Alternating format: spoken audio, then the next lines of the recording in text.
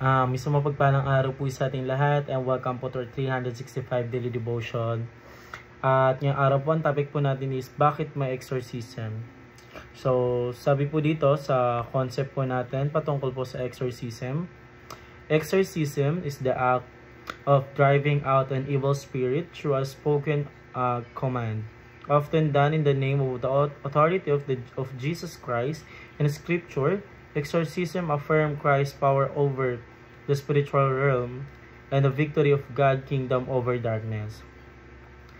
Unlike magical rituals or superstitions, biblical exorcism is rooted in truth, prayer, and divine authority, not human effort. Christ's followers are called not to fear demonic forces, but to time in the freedom Christ secured. So yun po yung concept po natin patungkol po sa exorcism.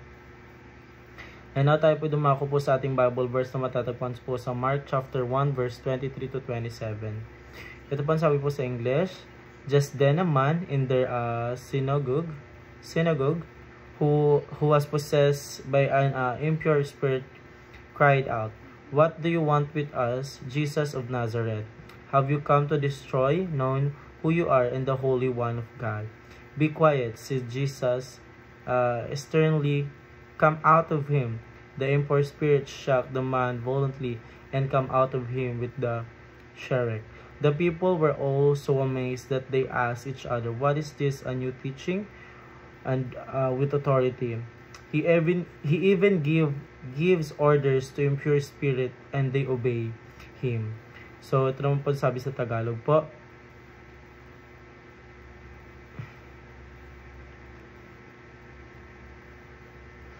Bigla na lamang sa kanilang sinagoga ay may isang tao na may masamang espiritu at siya'y sumigaw.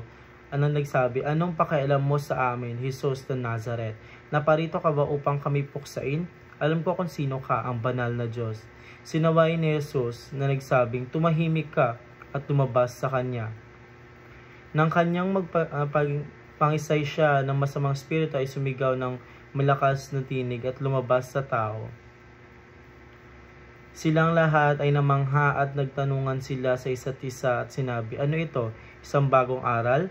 May kapangyarihan siyang mag-utos maging sa masamang espiritu at siya'y kanilang sinusunod."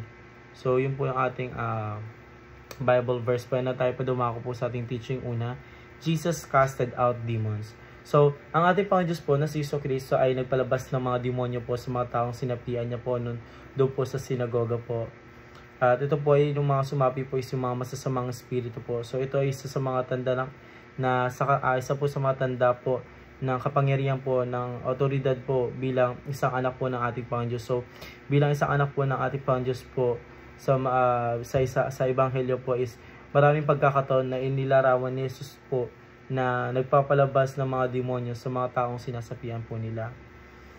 So, pangalawang katanungan po, Jesus gave His discipline authority to do the same. So, makatapos po itatag po ng ating Panginoon Diyos na si Kristo po yung kanyang mga alagad po is binigyan niya sila po ng mga kapangyarihan po at otoridad upang magpalabas din ng mga demonyo sa mga taong sinasapian nila po. So, ito po ay bahagi ng kanilang misyon bilang mga tagapasunod po ni Jesucristo upang ipalaganap ang mensahe sa kaharian ng Diyos at upang ipakita sa kapangyarihan ng Diyos sa pamamagitan ng pagpapagaling at pagpapalabas po ng mga demonyo.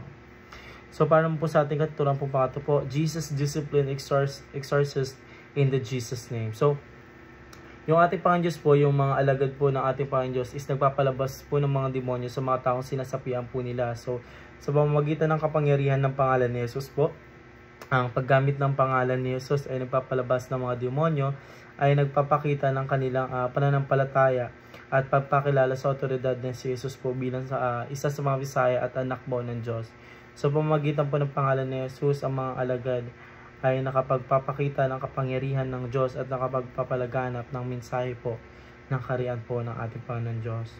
So yun lamang po para sa araw na ito. Maraming salamat po sa pakikinig and see you po ulit bukas para po sa ating daily devotion.